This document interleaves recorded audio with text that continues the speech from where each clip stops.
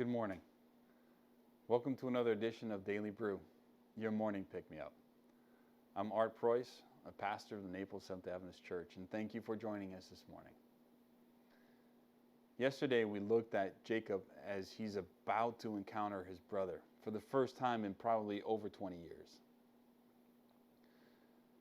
And so now that he's received this blessing from God again, he comes over to his family and he instructs his servants to move 500 animals, donkeys, goats, camels, sheep. And he divides them in these 500 into 9 different waves. In each wave with the intention to appease his brother, to persuade him, to dissuade him from potentially killing him. And each time that Esau sees this wave of gifts, he says, no. Thank you, but I don't need it.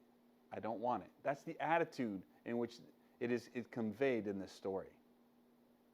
Eventually it gets down to the point where Jacob has to confront his brother, right? And he has to go meet him, and he goes and he bows himself on the ground. He bows towards his brother 7 times, to the point that by the time on the 7th time, Esau comes to him, picks him up, embraces him, and kisses him. And he cries. They embrace each other. It sounds like a great family reunion, right? They talk, and Esau now, rather than trying to kill his brother, is willing to go with him, to escort him, because he came with 400 men. He came with an army.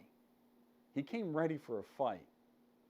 But yet he extends an olive branch to escort his brother to wherever it is that he's going. Jacob says, no.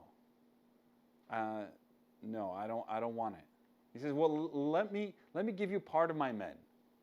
And Jacob says, no, thank you. Eventually they promise to meet each other at this place called Seir. Jacob never shows up. The Bible doesn't tell us if Esau did either. But those two never saw each other again until the death of his father, Isaac, of their father. What strikes to me as one of the most disheartening makeup opportunities is the result of lack of forgiveness of self.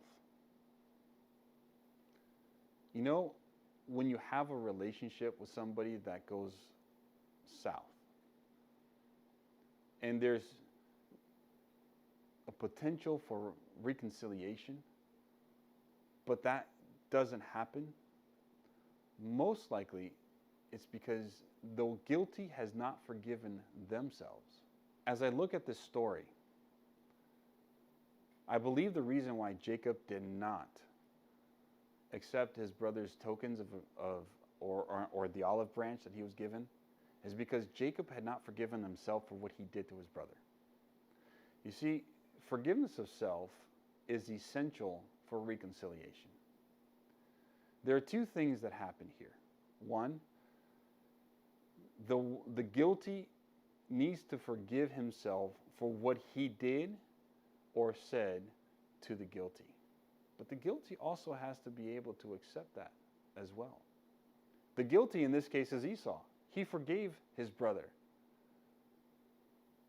But the one who offended, Jacob, he never forgave himself for